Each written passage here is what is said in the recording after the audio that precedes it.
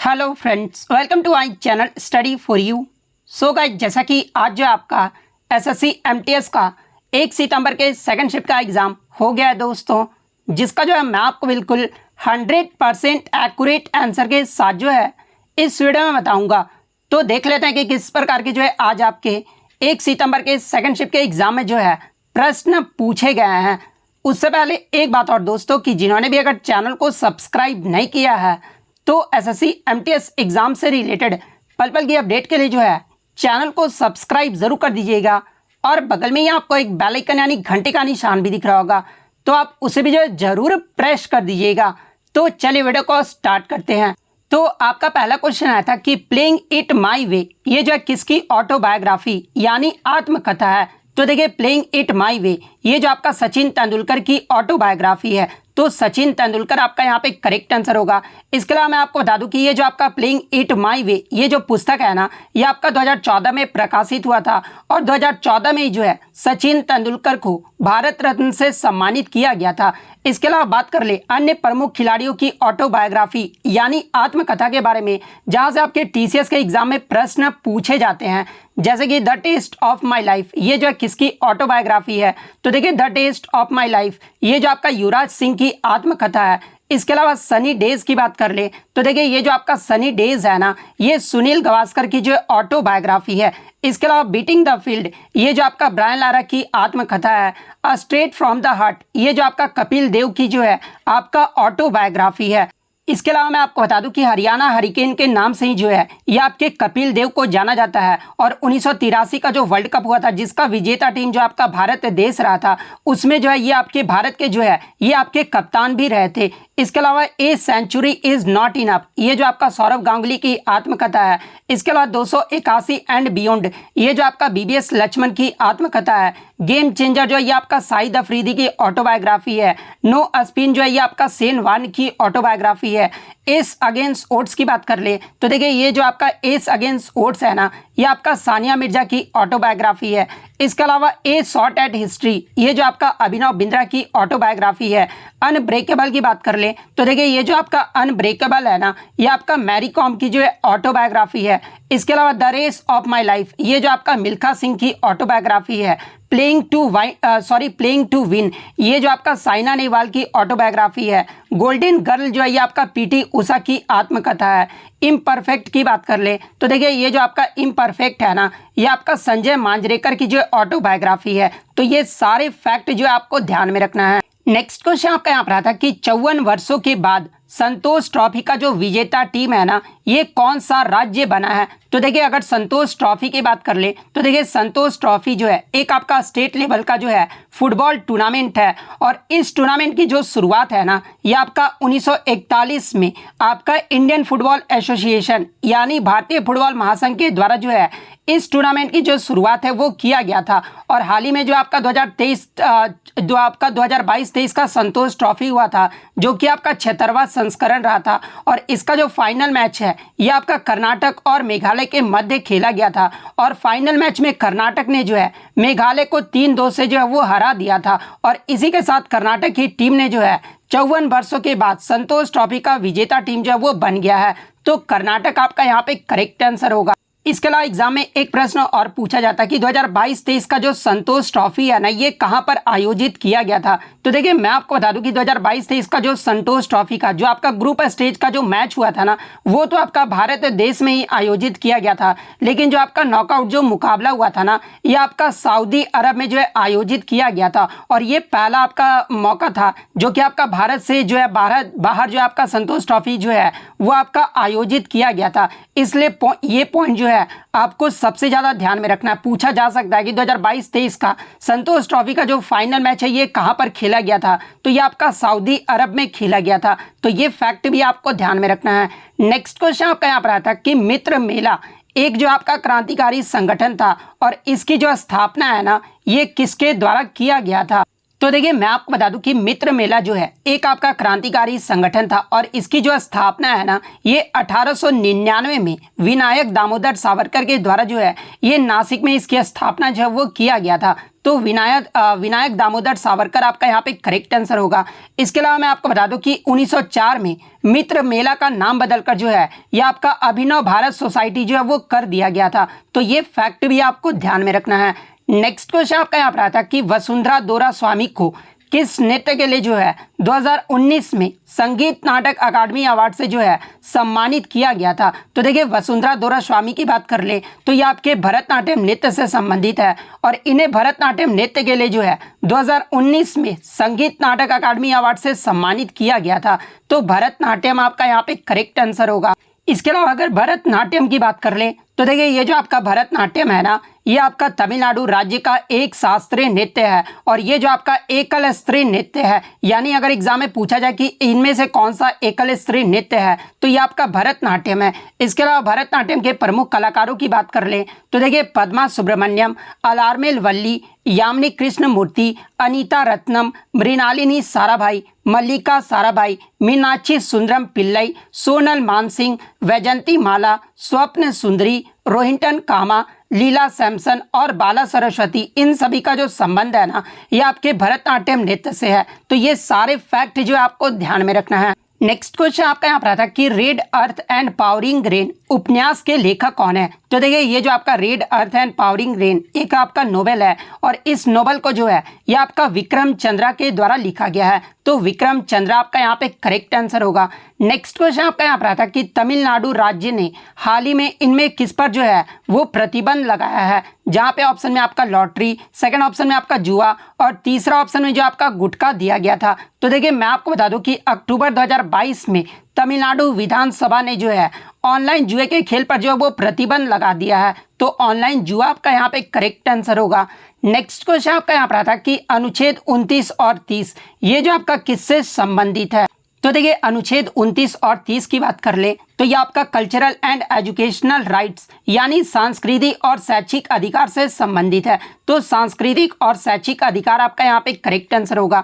इसके अलावा अनुच्छेद 29 की बात कर ले तो देखिए अनुच्छेद 29 का जो उद्देश्य है वो अल्पसंख्यक समूह के हितों की रक्षा करना है और अनुच्छेद 30 में आपका बताया गया है कि शैक्षणिक संस्थानों की स्थापना और प्रशासन करने का अल्पसंख्यकों का अधिकार जो है ये आपका अनुच्छेद 30 में जो वो दिया गया है।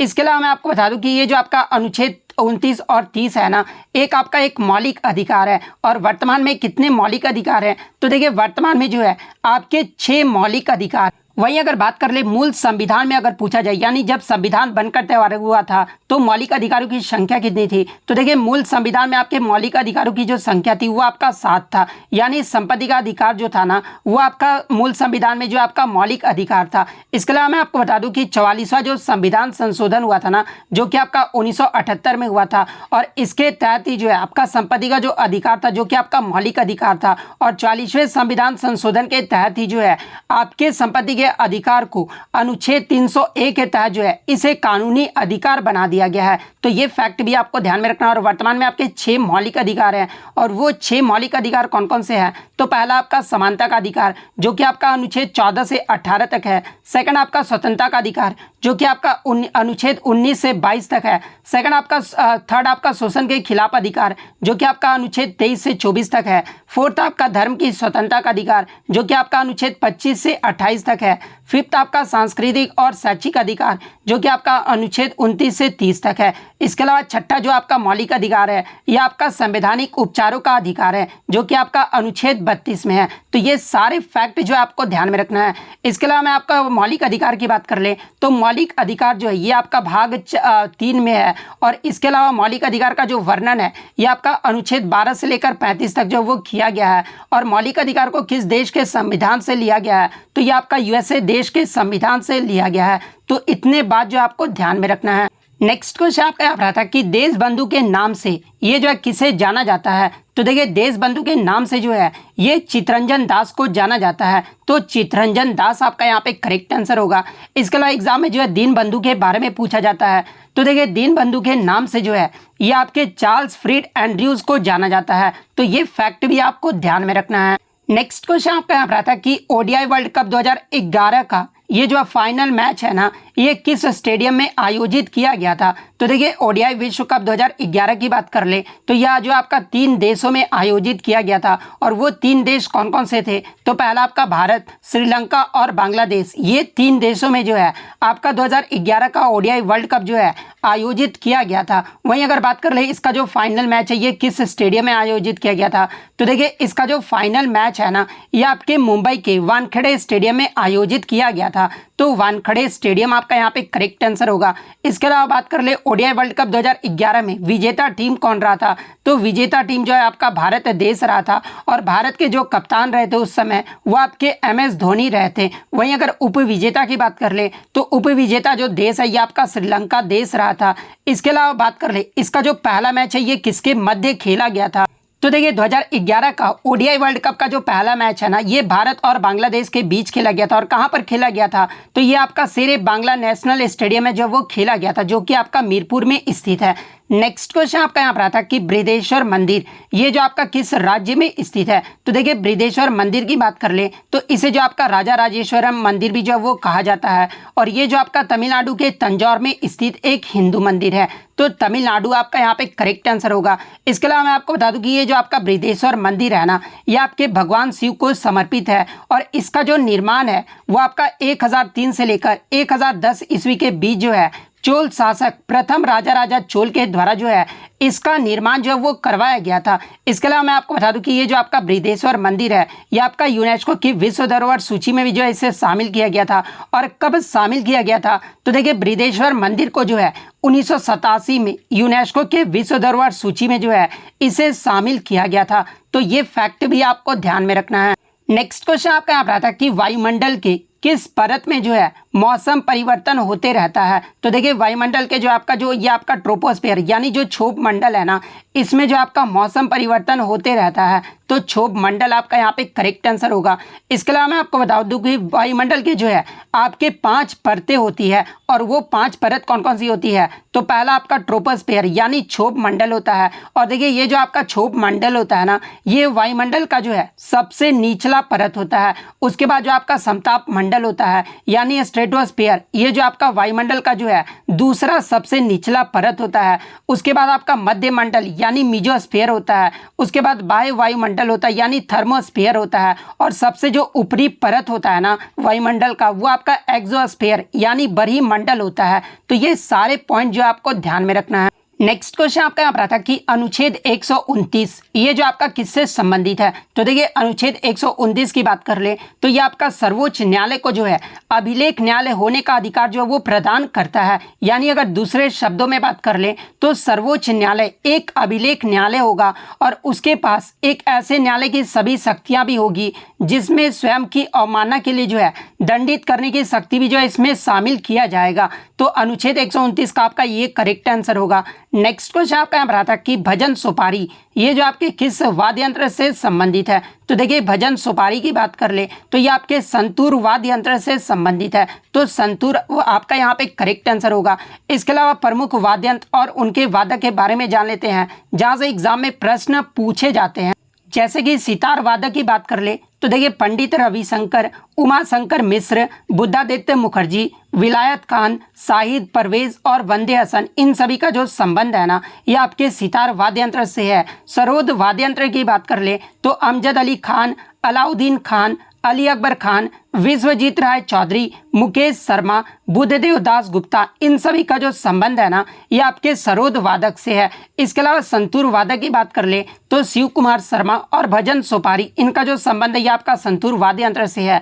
शहनाई वादक की बात कर ले तो बिस्मिल्लाह खान, अली अहमद हुसैन खान, दयाशंकर जगन्नाथ, इन सभी का जो संबंध है ये आपके शहनाई वादक से है। बांसुरी वादक की बात कर ले तो हरिप्रसाद चौरसिया, पन्नालाल घोष, राजेंद्र कुलकर्णी, वी कुंजमणि, इनका जो संबंध है ये आपका बांसुरी वाद्य यंत्र से है। तबला वादक की बात कर ले तो जाकिर हुसैन, अल्लाह रखा खान, गुदई महाराज, किशन महाराज, लतीफ़ खान, सुखविंदर सिंह, इनका जो संबंध है ये आपका तबला वाद्य यंत्र से है। इसके अलावा अगर वायलिन वादक की बात कर ले तो T N. Krishnan, doctor N. Rajam, L. Subramaniam, इनका जो संबंध है ये आपका वायलिन वादक से है। पखावाज की बात कर ले तो गोपाल दास, ठाकुर लक्ष्मण सिंह, छत्रपति सिंह और रहमान खान, इनका जो संबंध है ये आपके पखावाज से है। इसके अलावा अगर रुद्र बीना की बात कर ले तो उस्ताद सादिक अली खान, असद अली खान, इनका जो संबंध है ये आपका रुद्र वीणा से है। वीणा की बात कर ले तो एस बालाचंद्रन, कृष्ण भागवतार, बदरुद्दीन डागर, इनका जो संबंध है ये आपका वीणा वादक से है। मृदंगम की बात कर ले तो देखिए ठाकुर भीकम सिंह, जगदीश सिंह और पालाधार रघु, इन सभी का जो संबंध है ना ये आपके मृदंगम से है। तो ये सारे फैक्ट जो आपको ध्यान में रखना है। नेक्स्ट क्वेश्चन आपका यहाँ पर आता है कि पंडित जसराज ये जो आपके किस घराने से संबंधित है। तो देखिए पंडित जसराज की बात कर ले तो ये आपके मेवाती घराने से संबंधित है। तो मेवाती घराना आपका यहाँ पे करेक्ट आंसर होगा। अगर इनके पुरस्कार की बात कर ले तो देखिए पंडित जसराज को जो है 2000 ईस्वी में पद्म विभूषण से, इसके अलावा 1975 में इन्हें पद्मश्री से और 1987 में संगीत नाटक अकादमी पुरस्कार से सम्मानित किया गया था। तो ये फैक्ट भी आपको ध्यान में रखना है। नेक्स्ट क्वेश्चन आपका यहाँ पर आता है कि निम्न में से 2011 की जनगणना के अनुसार किस राज्य का साक्षरता दर यानी लिटरेसी रेट जो है सबसे कम रहा था। जहाँ पे ऑप्शन में आपका मिजोरम, सेकंड ऑप्शन में आपका केरल, थर्ड ऑप्शन में आपका गोवा और फोर्थ ऑप्शन में जो आपका त्रिपुरा दिया गया था। तो देखिए मैं आपको बता दूं कि 2011 की जनगणना के अनुसार सबसे कम साक्षरता दर वाला जो राज्य रहा था वो आपका बिहार राज्य रहा था। बिहार का जो लिटरेसी रेट है वो आपका 61.80% रहा था, जिसमें पुरुष साक्षरता दर बिहार का जो है 71.20% रहा था और महिला साक्षरता दर जो है 51.50% रहा था। लेकिन ऑप्शन में जो आपका बिहार नहीं दिया गया था, ऑप्शन में ये आपका चारों जो है वो दिया गया था। तो देखिए मैं आपको बता दूं कि आपको जो है सबसे अधिक साक्षरता दर वाला जो है 5 राज्यों का क्रम जो है आपको याद होना था, तभी आप इस क्वेश्चन का जो है आंसर सही करके आ पाते। क्योंकि 2011 की जनगणना के अनुसार सबसे अधिक साक्षरता दर वाला जो राज्य रहा था वो आपका केरल राज्य रहा था। केरल का जो लिटरेसी रेट है वो आपका 94% रहा था। उसके बाद सेकंड स्थान पे जो है ये आपका लक्षद्वीप केंद्र शासित प्रदेश का रहा था। थर्ड स्थान पे जो आपका मिजोरम राज्य का रहा था। फोर्थ स्थान पे जो आपका गोवा राज्य का रहा था और फिफ्थ स्थान पे जो आपका त्रिपुरा राज्य का रहा था। तो ये चारों क्रम जो आपका दिया गया था, तो इसमें जो है सबसे कम आपका साक्षरता दर पूछा गया था। तो त्रिपुरा का जो है सबसे कम इनमें से जो है साक्षरता दर रहा था। त्रिपुरा का जो लिटरेसी रेट है ना वो 87.22% रहा था। तो त्रिपुरा आपका यहाँ पे करेक्ट आंसर होगा। इसके अलावा बात कर ले 2011 की जनगणना के अनुसार भारत का जो है साक्षरता दर कितना रहा था। तो ये आपका 74.04% रहा था, जिसमें पुरुष साक्षरता दर जो है ये आपका 82.14% रहा था और महिला साक्षरता दर जो है ये आपका 65.46% रहा था। तो ये फैक्ट भी आपको ध्यान में रखना है। नेक्स्ट क्वेश्चन आपका यहाँ पर आता है कि शुद्ध गतिक श्यानता यानी प्योर डायनेमिक विस्कोसिटी का जो है गॉसियन यूनिट यानी इकाई जो है वो पूछा गया था। तो देखिए आपका शुद्ध गतिक श्यानता का जो आपका गॉसियन यूनिट होता है ना वो आपका स्टॉक होता है। तो स्टॉक आपका यहाँ पे करेक्ट आंसर होगा। और देखिए मैं आपको बता दूं कि प्योर डायनेमिक विस्कोसिटी को जो है आपका काइनेमेटिक विस्कोसिटी भी जो है वो कहा जाता है। और इसका अगर ऐसा यूनिट की बात कर ले, ये तो आपका गॉसियन यूनिट हो गया। अगर इसका ऐसा यूनिट की बात कर ले तो स्क्वायर मीटर पर सेकेंड होता है। तो ये फैक्ट भी आपको ध्यान में रखना है। नेक्स्ट क्वेश्चन आपका यहाँ पर आता है कि नुआखाई जो त्यौहार है ना ये किस राज्य का त्यौहार है। तो देखिए नुआखाई जो है ये आपका उड़ीसा राज्य का जो है एक प्रमुख फसल उत्सव है। तो उड़ीसा आपका यहाँ पे करेक्ट आंसर होगा। नेक्स्ट क्वेश्चन आपका यहाँ पर आता है कि इनमें से किस राज्य में दिन व रात के जो टेम्परेचर में है ना वो अंतर नहीं होता है, यानी इनमें से किस राज्य में दिन व रात के जो तापमान होता है ना वो समान होता है। तो देखिए मैं आपको बता दूं कि केरल और अंडमान एंड निकोबार में दिन तथा रात का जो तापमान होता है ना वो लगभग समान ही रहता है। तो राज्य पूछा गया था तो केरल आपका यहाँ पे करेक्ट आंसर होगा। वहीं अगर यूटी पूछ दे यानी किस केंद्र शासित प्रदेश का जो है दिन और रात का तापमान लगभग समान रहता है, तो ये आपका अंडमान एंड निकोबार का रहता है। तो ये फैक्ट भी आपको ध्यान में रखना है। नेक्स्ट क्वेश्चन आपका यहाँ पर आता है कि यामिनी कृष्ण मूर्ति ये जो आपका किस शास्त्रीय नृत्य से संबंधित है। तो देखिए यामिनी कृष्ण मूर्ति की बात कर ले तो ये आपका कुचिपुड़ी और भरतनाट्यम नृत्य से संबंधित है। तो कुचिपुड़ी और भरतनाट्यम आपका यहाँ पे करेक्ट आंसर होगा। नेक्स्ट क्वेश्चन आपका यहाँ पर आता है कि ओडीआई विश्व कप 2023 ये जो है आपका कहाँ पर आयोजित किया जाएगा, यानी ओडीआई विश्व कप 2023 जो है ये कौन सा देश जो है इसकी मेजबानी करेगा। तो देखिए 2023 का जो ओडीआई विश्व कप है ना ये आपका भारत देश में आयोजित किया जाएगा। तो भारत आपका यहाँ पे करेक्ट आंसर होगा। नेक्स्ट क्वेश्चन आपका यहाँ पर आया था कि PLFS यानी पीरियोडिक लेबर फोर्स सर्वे के अनुसार शहरी क्षेत्रों में 15 वर्ष से ज़्यादा उम्र की महिलाओं के बीच जो है जनवरी मार्च 2023 के दौरान बेरोजगारी दर जो है ये कितने प्रतिशत रहा था। तो देखिए मैं आपको बता दूं कि ये जो आपका PLFS जो रिपोर्ट है ना, ये आपका प्रत्येक 3 महीने में जो ये आपका जारी किया जाता है। और 15 वर्ष से ज़्यादा उम्र की महिलाओं के बीच जनवरी मार्च 2023 के दौरान जो है बेरोजगारी दर का जो प्रतिशत रहा था ना, ये आपका 9.2% रहा था। तो 9.2 आपका यहाँ पे करेक्ट आंसर हो। वहीं अगर आगे के शिफ्टों में अगर आपसे ओवरऑल का पूछ ले, यानी पुरुष और महिलाओं के बीच जनवरी मार्च 2023 के दौरान जो है शहरी क्षेत्र में बेरोजगारी दर जो ये कितने परसेंट रहा था, तो ये आपका 6.8% रहा था। वहीं अगर पुरुषों की बात कर ले तो जनवरी मार्च 2023 के दौरान 15 वर्ष से ज़्यादा उम्र के पुरुषों के बीच जो आपका बेरोजगारी दर रहा था ना, वो आपका 6% रहा था। तो ये फैक्ट भी आपको ध्यान में रखना है। नेक्स्ट क्वेश्चन आपका यहाँ पर आता है कि रॉबर्ट हुक के द्वारा मृत कोशिका की जो खोज है ना, ये कब किया गया था। तो देखिए रॉबर्ट हुक के द्वारा मृत कोशिका की जो खोज है ना, ये 1665 में किया गया था। तो 1665 आपका यहाँ पे करेक्ट आंसर होगा। इसके अलावा एग्जाम में पूछा जाता है कि रॉबर्ट हुक के द्वारा मृत कोशिका की जो खोज है ना, ये किस में रखकर किया गया था। तो ये आपका बोतल के कॉर्क के पतले टुकड़ों को कंपाउंड माइक्रोस्कोप के नीचे रखकर देखा गया, जिसमें जो आपके छोटे छोटे छिद्र जो वो नजर आए थे, जिसमें जो आपका कोशिका जो है वो कहा गया था, यानी सेल जो है वो कहा गया था। तो ये फैक्ट भी आपको ध्यान में रखना है। इसके अलावा बात कर ले सबसे पहले जीवित कोशिका की खोज ये जो है किसके द्वारा किया गया था। तो देखिए सबसे पहले जीवित कोशिका की जो खोज है ना, ये आपके 1674 में एंटोनी वान ल्यूएनहॉक के द्वारा जो है इसकी खोज की गई थी। तो ये फैक्ट भी आपको ध्यान में रखना है। नेक्स्ट क्वेश्चन आपका यहाँ पर आता है कि केंद्र सरकार की कैपिटल रिसिप्ट यानी पूंजीगत प्राप्तियों के जो है इनमें से कौन से उदाहरण है। तो देखिए अगर कैपिटल रिसिप्ट की बात कर ले तो देखिए पूंजीगत प्राप्तियां वो प्राप्तियां होती है जो आपके फाइनेंशियल एसेट यानी वित्तीय परिसंपत्तियों को जो है घटाता है और सरकार की देयता को जो वो बढ़ाता है, यानी ऋण और गिन ऋण प्राप्ति दोनों जो है इसमें आपके जो वो प्राप्त होते हैं। वही अगर इसके बात कर ले महत्वपूर्ण हिस्से के बारे में तो देखिए आम जनता, विदेशी सरकार और RBI के जो ऋण है ना, ये आपके पूंजी प्राप्तियों के जो है एक महत्वपूर्ण हिस्सा है। इसके अलावा पूंजीगत आय के उदाहरण की बात कर ले तो देखिए बॉन्ड पर ब्याज भुगतान और स्टॉक से लाभांश, संपत्तियों से किराया और रॉयल्टी, ये सब जो आपके पूंजीगत आय के उदाहरण है। तो इनमें से जो भी ऑप्शन में दिया गया होगा वो आपका करेक्ट आंसर होगा। नेक्स्ट क्वेश्चन आपका यहाँ पर आता है कि अर्थव्यवस्था यानी इकोनॉमिक्स में जो है ट्रांसफर पेमेंट का जो है क्या मतलब होता है। तो देखिए इकोनॉमिक्स में ट्रांसफर पेमेंट की बात कर ले तो ये इसके बदले जो है कोई भी चीज़ आपको जो है वो नहीं ली जाती है। यही जो आपका ट्रांसफर पेमेंट का जो है वो मतलब होता है। यानी अगर ट्रांसफर पेमेंट के एग्जाम्पल की बात कर ले तो ये जो आपका गिफ्ट, लॉटरी, गवर्नमेंट का टैक्स और डोनेशन, ये सब जो है आपके ट्रांसफर पेमेंट के जो है ये आपके उदाहरण हैं। तो इतने क्वेश्चन जो है आज मुझे बच्चों के द्वारा मिले हैं जो कि 100% रियल और ऑथेंटिक है। तो अगर वीडियो अच्छी लगी हो तो वीडियो को जो है लाइक ज़रूर कर दीजिएगा और इसी तरह रियल एनालिसिस पाने के लिए जो है चैनल को सब्सक्राइब ज़रूर कर दीजिएगा। तो मिलते हैं नेक्स्ट वीडियो में, तब तक thank you, all the best.